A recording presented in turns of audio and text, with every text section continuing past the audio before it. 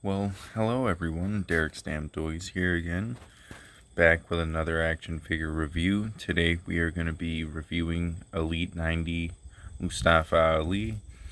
Now this is not his first time in the line, but it is still a pretty damn good looking figure nonetheless. His first two elites, and I say his first two because his first elite, he was the chase figure in the set, which is probably why it took them so long to put out another Mustafa.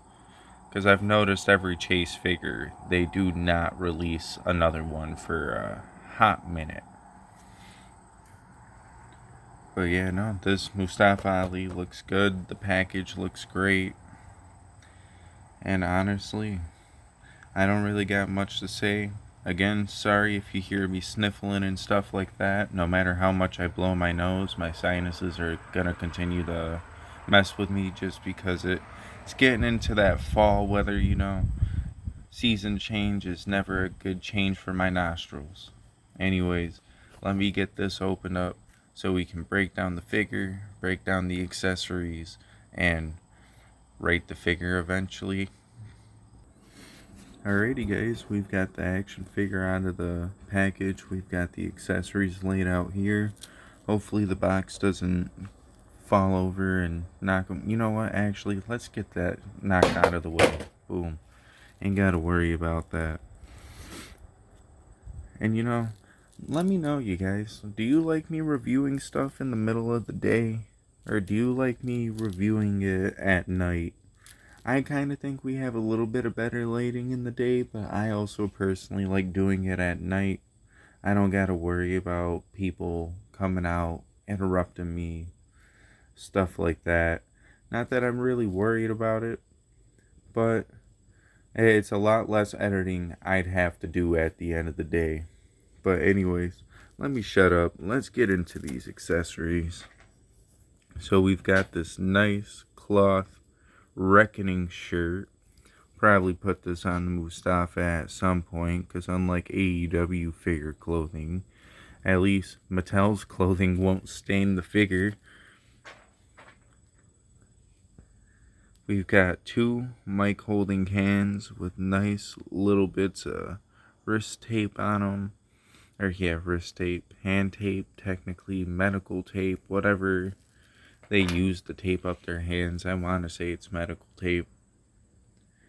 Only thing that kind of makes it look a little weird is because, there's no black peg on either set of hands, because he also does come with his, entrance slappy hands, whatever you want to use those for. But, I don't know. Why did we not get a black peg with that? It would have made it look a little bit better. I don't know. Maybe that's just me. But then we get this cool ass black entrance mask. And I know, there's no, detail to this. Really, you've got the little bit of sculpting detail, if you can see that here. I'll try to put it up in there so you can see it. I don't know. It's kind of hard to see the details on camera. Maybe if I come out a little bit. I mean, it's easier to see now that I'm not so on top of it. We'll see what that looks like on the figure here in a second. But let's break down the figure and break down some articulation. So, the attire, kind of plain Jane. It's kind of what you should expect out of a Reckoning attire or Retribution, whatever they were called. I want to say it's Retribution. I've been calling them Reckoning. That's what Mia Yim, that's what her name was when she was a part of the group. But you've got nice white trim and white designs going all over the figure. You've got the flag right there. You've got the Retribution flag going down the leg, going down the knee pad. Same little flag design on the kick pad. Now, I don't know if that's the way that was, or if the full kick pad was technically supposed to have a design there, but that kind of looks a little odd. But that's just my opinion. The wrist tape looks good. There's a little bit of a mess up right there. That's easy to fix though. Just get some black paint and some, what was it, matte Mod Podge sealer. I think that's what it was. The other wrist looks pretty good. The joints for the most part are really like tight and stiff, except for this arm. Like the shoulder is fairly loose, I guess you could say. Like it's not bad, it still holds a pose. It's just boop. Push that out with my thumb. Very easy, is where that one took me a little bit more force, but yeah. Still good. I'd rather have that than nothing at all. The head sculpt moves pretty good. Got ab crunch, got double jointed arms, so he could hit you with the you can't see me with those John Cena hands. Speaking of the Cena hands, you've got wrist bend and wrist swivel. Let's try to check out that waist swivel. Ooh, that's a nice waist swivel. That shit ain't gonna get loose for a hot minute. Alright, now let's check out these legs, because that's the only thing I may have an issue with getting it out of the package. So, double bend in the knee. Got the upper thigh cut on both sides. That one's a little bit tighter than the other one. So he can kick that far with the one leg. Yeah, there we go. Then with this one, he's got like D'Lo Brown syndrome or something. Like it still holds a pose, but I try to bring it up to its fullest potential and it just shoots right back down. So I'm gonna have to heat treat that leg. Heat treat it and make sure that it can actually pose the right way without me breaking it.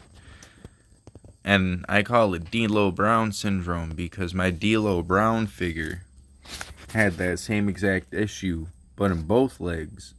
So he couldn't kick at all. And I had to sit there and put him into a pot of boiling water for like a good 2 minutes just so he would actually be able to pose around and function properly as an action figure.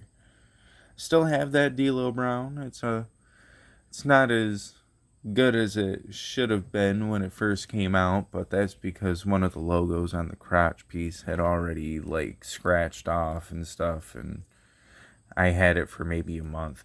Anyway, we're not talking about D'Lo Brown, we're talking about Mustafa Ali here. Got some nice kick pad rotation. I don't know if you could really see, but you do got the ankle bend. It's just a little stiff.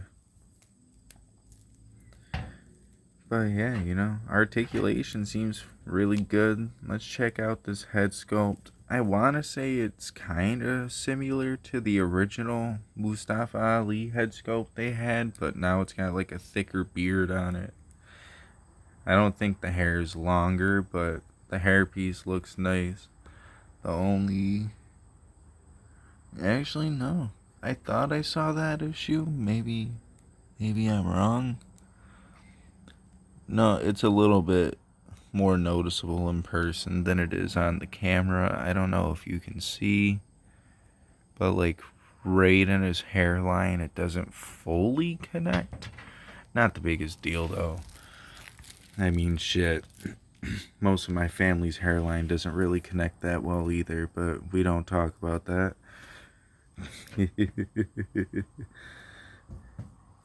But alrighty, let's get some of these accessories on them, and let's break down the figure, give them a rating, and well, get into the ending of the video. Alrighty guys, we've got the accessories back on them, and I gotta at least throw this in there. The cuff of the t-shirt, like on the bicep, being like tight onto the figure makes it look so accurate, makes it look good. And I mean, just to get the sleeves down a little bit more on the figure, so I mean, like if it wasn't all bunched up in there, like it still looks good, it still looks accurate. And I'll give that to Mattel. Their action figure shirts and their cloth accessories, when they do them. Because, you know, they always do create rubber accessories as well. Rubber accessories are trash. I hate it when I get a rubber t-shirt. I hate it when I get a rubber sleeved jacket. And why give me a rubber sleeved jacket? I don't know. I can't stand that crap. But I'll give it to him this time. This shirt looks really good. It doesn't look like it was meant for someone 2 times bigger than him. All around, good accessory there. The mask, at first, I almost thought it connected on the ears. And it looked a little wonky. And I mean, maybe it does. But I got it to push up like onto his face. I just had to lock it in underneath the ears, if you can see. I locked it in underneath the ears and it actually pushes up onto his face and it actually looks good. So I'll give that little Sub-Zero mask good speaking of too, because man, that was one of my favorite things about Mustafa Ali. His entrance was top notch. Having the like Iron Man like circle center in the middle of his hand, having the like Sub-Zero Scorpion-esque face mask, his attire just all around was top notch. Nowadays his attires are still top notch when he's on TV. Ooh, sorry, I had to clear my throat. But like that triple threat match, him, AJ Styles, and who was it? I can't even remember who the third man was in that match. I just know he hit a 450 splash, rolled into a fucking Styles clash, and that was a pretty damn cool spot. I like to see shit like that. And you know, sorry if you don't like me cursing, but at the same time, I can't help it. If I throw a F-bomb or I throw some shit out there, it's just gonna happen like that. But alright, let me stop rambling. I've rambled a lot in this video. The Mustafa Ali, what would I rate him? Well, I mean, obviously my figure's got some flaws. So personally, when it comes to my figure, I'm gonna give it like a solid, I'll give it a good 7 out of 10. I was gonna give him 6 originally, but seeing the accessories and stuff, I actually do dig this figure. If I have to heat treat it, I plan to heat treat it, so then that way I could use them in future scenarios, like if I make a pick fed and stuff of that nature, because that is an eventual goal of mine. I would like to make a pick fed, whether I do commentary on it like MDT does, or whether I just throw some music in the background like Harrison does. If you guys don't know who Harrison is, he's the guy who runs EFW or EWF. I think it's EWF, yeah. I was watching some of his videos last night. I've been a big fan of his since I was like, I don't know. I want to say I first started watching his pick feds when I was like maybe 12. I was a kid. That was like 10 years ago. Anyway, so he gets a 7 out of 10. I'm gonna, in that case, I'll give him I'll give him a solid 3 out of 5 stars. And on that note, like the video if you like the video. Don't if you don't. Subscribe for future content. And I'm out of here. Gotta go to work. Peace, y'all.